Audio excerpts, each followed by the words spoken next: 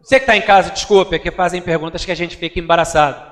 Entendeu? Certa oportunidade, um amigo de penal narrou uma situação, ele estava narrando uma situação, acho que sobre estupro. Aí acho que precisa de violência, grave ameaça. Se não tiver grave ameaça, tem que ter a violência. Se não tiver a violência, tem que ter a grave ameaça. Se não tiver os dois, é consensual, né? Sexo. Então, existem perguntas que a gente não sabe responder de maneira... Enfim, queridos, vamos voltar aqui, vamos retomar o raciocínio. Estratégia do francês, estratégia. Vamos em frente. Quem assistiu sabe do que eu estou falando. Se você não lembra, sinal de que você está com a mente fraca. Pois bem, a Universidade Federal, óbvio, tomou providências. A comissão pegou a gravação, analisou, identificou o aluno. Há uma apuração daquela irregularidade. Claro, o aluno tem que ter o direito de se manifestar, óbvio, né? Porque não adianta acusar o cara direto, vai que foi uma invasão hacker, a gente não sabe. Aqui eu estou considerando que não foi o caso. Cabe ou não cabe expulsão do aluno? Cabe ou não cabe uma penalidade, dependendo do que propriamente a norma disser, uma suspensão, uma advertência? Eu não creio que seja o caso, porque é uma coisa realmente, na minha concepção, grave, não sei exatamente qual a penalidade, mas a expulsão da instituição é ou não é uma penalidade? Isso é o quê? Poder de polícia? Só porque o aluno é particular? Não. Porque mesmo o aluno sendo particular, a instituição sendo pública, para estudar lá ele não tem que estar matriculado? A matrícula cria ou não cria um vínculo jurídico? Poder disciplinar. É ou não é um exemplo interessante? Exemplo interessante de poder disciplinar. Recente, aconteceu semana passada. Olha isso, semana passada. Dá um Googlezinho aí, se não é a notícia. Semana passada, exemplo clássico de poder disciplinar. Sossego, porra. Ficou assanhado agora. Daqui a pouco dá um Google no intervalo para ver. Sossega. Eu posso continuar? Obrigado. Obrigado. Até aqui todo mundo comigo? Agora, o cara estaciona o carro em lugar proibido. Ah, mas o cara é particular, então é poder disciplinar. Claro que não. Nesse caso não é vínculo jurídico específico, é o vínculo geral que está todo mundo suspeito. Todo mundo sujeito. Se todo mundo está sujeito àquele vínculo ali, é uma situação que está todo mundo efetivamente vinculado à administração, aí não é poder disciplinar, é poder de polícia. Tá claro? Então, volta lá na questão. Olha só o que ele diz. A prerrogativa da administração de impor sanções a seus servidores, independentemente de decisão judicial. Veja, a prerrogativa da administração de impor sanções a seus servidores. Seus servidores, está sendo aplicada sanção. Independente judicial. Decisão judicial. Vem cá, a gente está falando aqui de imposição de sanção a servidores. Precisa de ordem judicial para que haja aplicação de penalidade? Não. Quando a gente fala do poder disciplinar, eu estou falando da aplicação de penalidade, claro, mediante um processo disciplinar aqui, decorre imediatamente do poder disciplinar. Perfeito, decorre imediatamente do poder disciplinar. Imediatamente do poder hierárquico. Por que ele está falando imediatamente do poder hierárquico? Por que ele falou imediatamente do poder hierárquico? Porque o poder disciplinar decorre do poder hierárquico. Mas com ele não se confunde. Isso é frase de teoria. Ok? Isso é frase de turma teórica. O poder disciplinar decorre do poder hierárquico, mas com ele não se confunde. O poder disciplinar decorre do poder hierárquico, mas com ele não se confunde. Como o poder disciplinar decorre do hierárquico, então a aplicação da penalidade decorre imediatamente do disciplinar, imediatamente do poder hierárquico. Está claro para todos? Dúvidas até aqui? Oi, quem chamou? Quem está falando? Quem, Jesus? Oi. Perdão, não entendi. A subordinação está relacionada à hierarquia. Só cuidado com uma coisa. O poder disciplinar decorre do hierárquico? Sim, mas com ele não se confunde. Toda aplicação de penalidade necessariamente decorre de hierarquia? Nem sempre. Quando você fala de servidor, sim.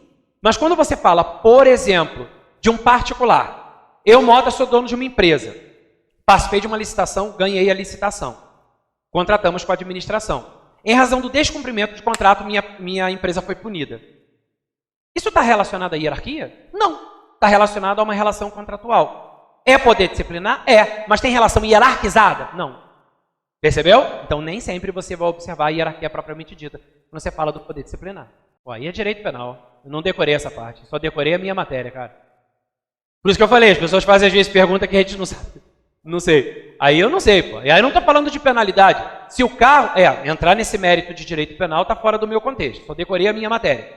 Mas enfim, se a gente está falando de uma situação onde você tem uma relação que não possui vínculo jurídico específico à administração, não é poder disciplinar. Só cabe poder disciplinar, efetivamente, quando você tem ou o cara é servidor, ou ainda que não seja, tem vínculo jurídico específico. Ou seja, ele está sujeito à disciplina da administração. Se for uma situação onde ele não está sujeito a essa disciplina, não há que se falar em poder disciplinar. Sacou? Essa é a forma de raciocínio. Dúvidas? Nada? Seguimos então. Vamos lá. 25.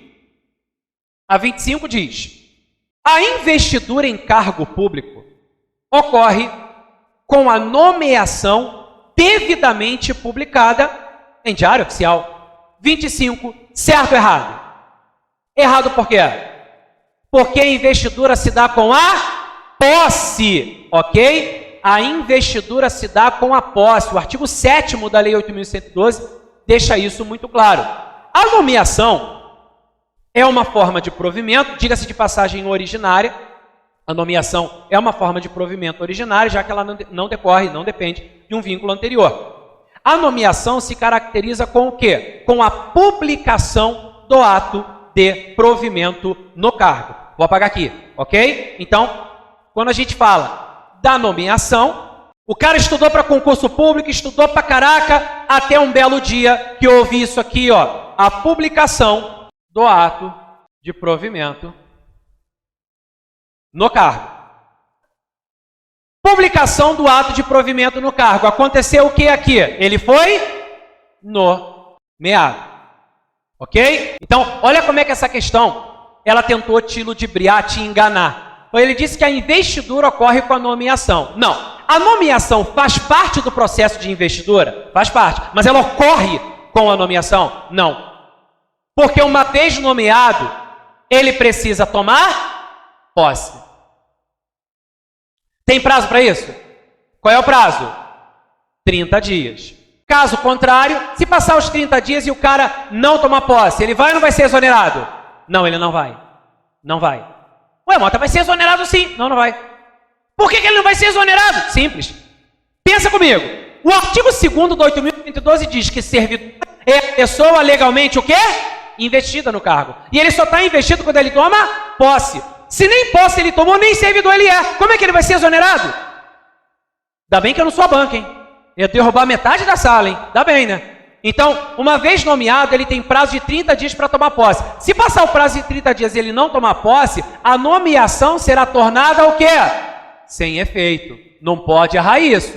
Não pode errar isso. Ok? Tornaram sem efeito se passar o prazo de 30 dias e o cara não toma posse. Aqui na posse, aqui a gente tem o quê? A investidura no cargo. Então guarda isso. Uma vez nomeado, ele precisa tomar posse no prazo de 30 dias. Caso contrário, nomeação tornada em efeito. Uma vez eu perguntei isso na sala. Uma vez nomeado, você precisa tomar? O aluno respondeu, todas. Errado ele não está. Ele não está errado. Mas na prova responde posse. Ok? Então, posse, investidura no cargo. Aqui acontece o momento sublime. O momento tem um papel ali em cima. E você assina esse papel. Esse papel tem nome. Qual é o nome do papel? Letra A, Chamex. Letra B, Chamequinho. Letra C, termo de posse. Letra D, papel machê. Letra E, papel crepom. Porra, eu perguntei o nome do papel, ninguém respondeu, eu vou dar a opção. Isso é vergonha, mano? Timidez? Qual é o nome do papel? Termo de posse. Aqui, ó. Assinatura do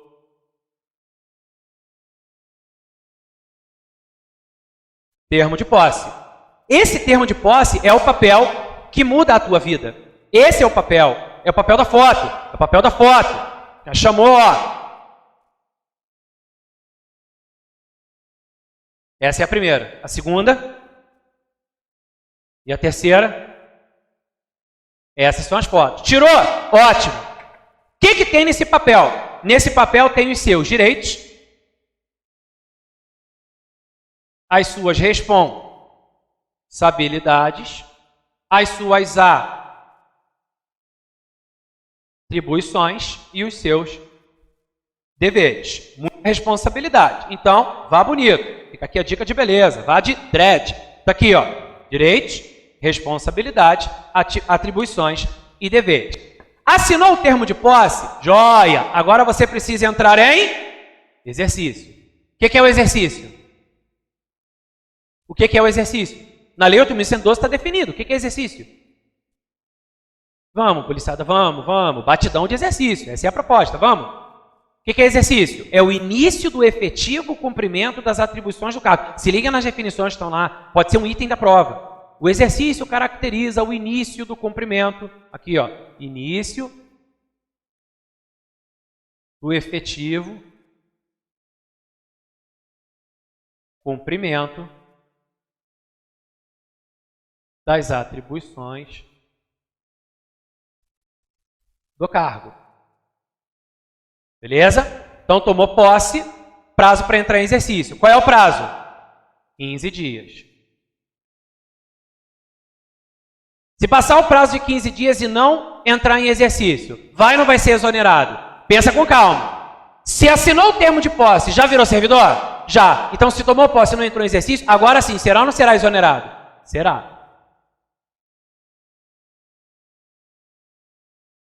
Se passar o prazo de 15 dias e não entrar em exercício, será exonerado. Lembrando que a posse pode se dar mediante procuração específica. Se você não puder comparecer à cerimônia de posse, dá uma procuração para alguém comparecer por você. Ok? Nenhum problema. Joia? Então a posse pode ocorrer mediante procuração específica. Já vi casos sim. Já vi casos assim. Gente que não pôde tomar posse, por exemplo, porque tinha uma cirurgia de um familiar, era algo importantíssimo, esperado por anos, e a pessoa não podia exatamente naquela semana, num outro estado, ela teria que estar lá. E aí pediu uma outra pessoa. Deu a procuração, a pessoa tomou posse para ela. Ok? Nenhum problema. Mas tem que ter a procuração específica, óbvio. Beleza? Então, posse, prazo de 15 dias para entrar em exercício. Fechou? Claro, depois disso, entrou em exercício, começa o famoso estágio probatório. E aí segue a Lei 8.112. Fechado? A investidura não se dá com a nomeação. Ela depende da nomeação, mas ela ocorre efetivamente com a posse. Até porque só há posse nos casos de provimento por nomeação. O cara, para poder tomar posse, ele tem que ter sido nomeado. Então, é um ato administrativo complexo, inclusive. São duas manifestações visando formar um ato único. Quem chamou? Na prova é isso aqui. Na prova é isso aqui. Agora, existem situações especiais? Existem. Vou te dar um exemplo. Imagine, por exemplo, que uma servidora, uma pessoa, ela já é servidora. E ela engravidou. É um exemplo. Ela engravidou. Ela fez um outro concurso público, aprovada, só que ainda não tinha sido convocada. Estava no gozo da licença gestante. Convocaram ela. Eu pergunto, você concorda comigo que ela não tem como aparecer lá? Ela foi nomeada, mas se ela aparece lá para poder tomar posse, e aí? Como é que vai ser? Ela vai ter que cumprir o prazo para entrar em exercício, certo? Então, nesse caso, o artigo 14, artigo 13 ou 14 do 8.112, ele traz uma situação que quando houver algum tipo de impedimento, algumas licenças, alguns afastamentos, em alguns casos há que se falar na contagem do prazo só o término do impedimento, é o caso de uma licença gestante. Só que ela já é servidora, está no gozo de licença gestante. Foi convocada para assumir um novo cargo. Para ela, o prazo só vai começar a contar quando terminar a licença gestante. Sacou? Então ela não precisa assumir o cargo imediatamente. Então existem algumas situações sim. Que situações são essas? O parágrafo 2º do artigo trata disso. O artigo 13, parágrafo 2º traz essas situações. Ok? Tem várias licenças, afastamentos, alguns ele traz ali.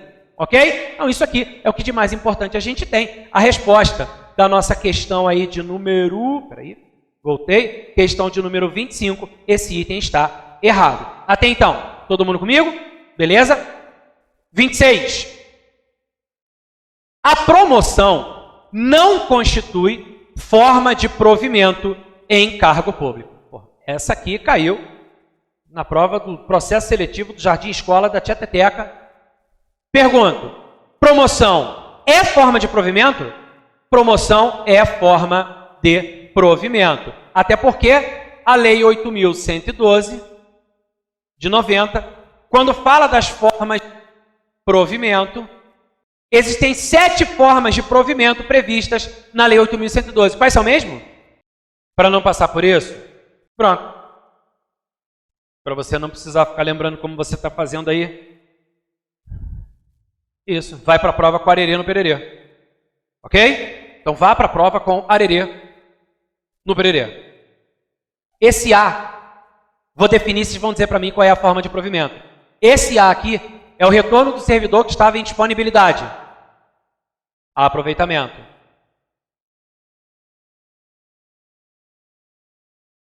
Esse RE aqui, investidura do servidor em cargo de atribuições compatíveis com a limitação físico-mental que ele sofreu. Readaptação. Aqui, limitação físico-mental. É o retorno daquele que está dói, ok? Readaptação. Esse aqui, retorno do servidor aposentado. Reversão. Retorno do velhinho, ok? Esse no, única forma de provimento originário que nós temos. Nomeação. Esse P, passagem do servidor de cargo de classe inferior para classe superior na mesma carreira. Promoção. Invalidar a demissão do servidor. Ele retornou ao cargo que ocupava anteriormente ou resultante da transformação. Reintegração. Servidor foi reprovado no estágio probatório. Retornou para o cargo que ocupava anteriormente. E o anterior ocupante do cargo foi reintegrado. Ele voltou para o cargo anteriormente ocupado. Recondução. Pronto. Formas de provimento, está aqui, ó. Olha ela aqui. Olha quem apareceu aqui. Olha quem apareceu aqui. A promoção é, sim, uma forma de provimento. No nosso arerê no pererê, o P é exatamente de promoção. Portanto, a resposta da nossa questão de número 26 a 26 está errada. Ele diz que não constitui forma de provimento, constitui sim forma de provimento. Dúvidas até então? Nada? 28. Desconcentração administrativa consiste na distribuição do exercício das funções administrativas entre pessoas jurídicas autônomas. Espera aí, se eu estou falando de pessoas jurídicas autônomas, pessoas jurídicas são entidades. Distribuição de competência entre entidade é desconcentração? É o quê? Descentralização. Descendo.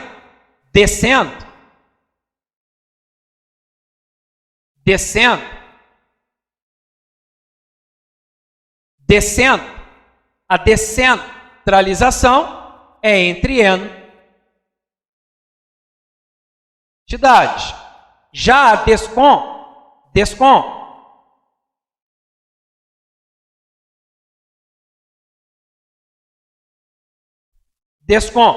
desconcentração, a desconcentração, essa sim se dá entre órgãos. Então, desconcentração entre órgãos. Pergunta. Criação de ministério. Criação de ministério. Descentralização ou desconcentração? Desconcentração. Ministério é o quê? Órgão. A União, por lei específica, criou uma autarquia. Desconcentração ou descentralização?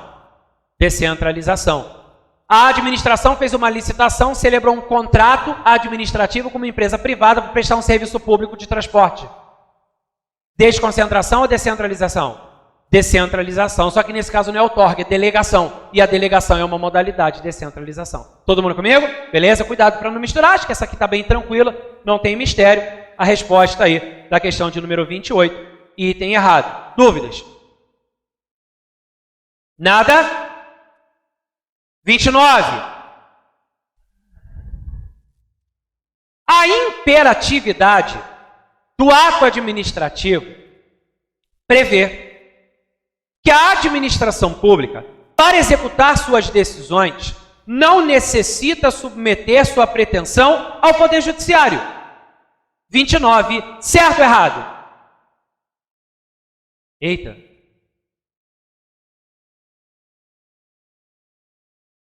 Turma está dividida de novo. 29. A imperatividade, parou! Imperatividade do ato administrativo. Imperatividade é um atributo do ato? É um atributo, característica, né? O que é imperatividade? É o atributo que permite à administração impor unilateralmente uma obrigação. Permite impor unilateralmente uma vontade, independentemente do quê? Da concordância do administrado. Essa imperatividade simboliza que os atos são cogentes, que eles obrigam ao cumprimento daquela atribuição. A supremacia do interesse público aí impõe a vontade, essa imperatividade. Inclusive, a gente fala isso na aula teórica, essa imperatividade ela decorre de um poder. Qual poder mesmo?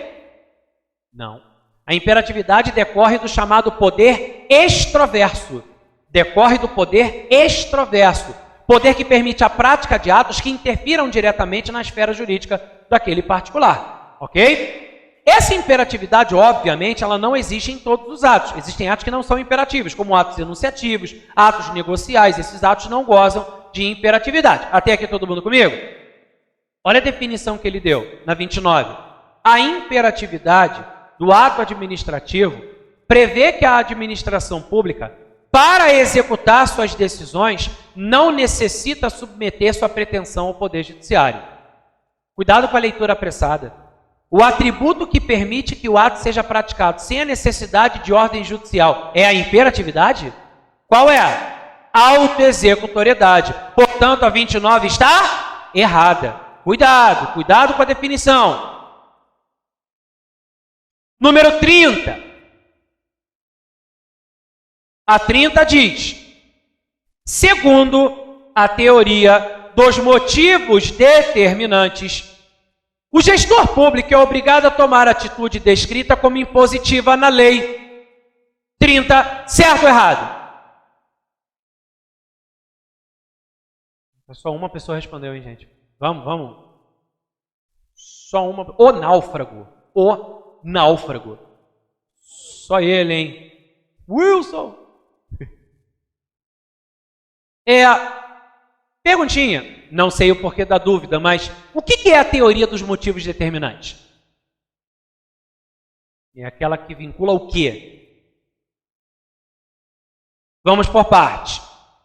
Motivos determinantes. Motivo não é um elemento do ato? Sim. COFI, FOMOB, competência, finalidade, forma, motivo e objeto. Motivo é um elemento do ato.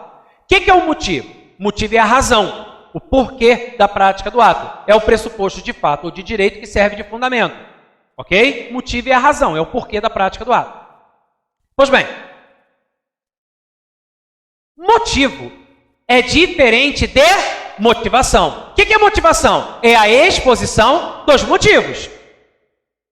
A regra geral é que os atos sejam motivados.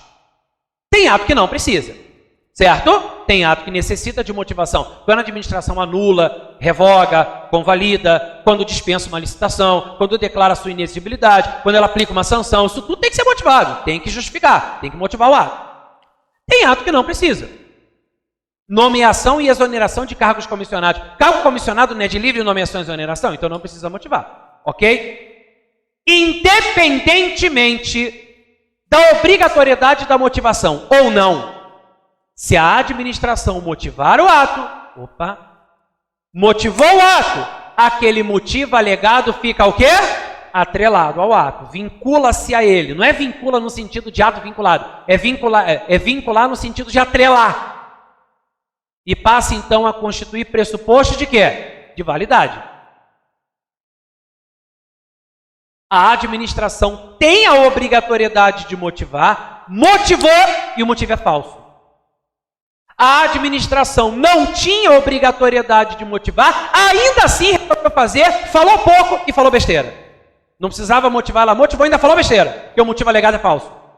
Pergunto, independentemente da motivação ser obrigatória ou não, se ela motiva o ato, aquele motivo não fica atrelado ao ato? Não tem aquela história que no popular a gente diz assim, tudo que você disser pode ser usado contra você. É mais ou menos isso. Motivou? Esse motivo alegado vai ficar atrelado ao ato. Mas eu nem precisava dizer nada, não interessa. Falou e falou besteira. A besteira que você falou está atrelada ao ato.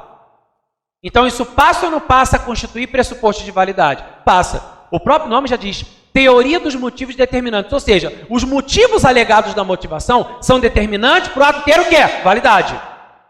Se o motivo for falso, o ato deve ser invalidado, o ato é nulo, com base na teoria dos motivos determinantes. Olha o que ele está dizendo aqui na questão. Segundo a teoria dos motivos determinantes, o gestor público é obrigado a tomar a atitude descrita como impositiva na lei. Vem cá, a teoria dos motivos determinantes é aquela que diz, ó, você tem que fazer aquilo que a lei impõe. É isso? Isso aqui está mais para o princípio da legalidade do que propriamente para a teoria dos motivos determinantes. Então esse item está errado. A teoria dos motivos determinantes diz o quê? Uma vez motivado o ato, os motivos alegados se vinculam a ele, passando a constituir pressuposto de validade. Isso é o que prega a teoria dos motivos determinantes. Portanto, questão de número 30 está errada. Até aqui, está todo mundo comigo? Dúvidas? Vamos tomar um café? Daqui a pouco a gente volta, então, para dar continuidade ao nosso trabalho. Daqui a pouco a gente volta.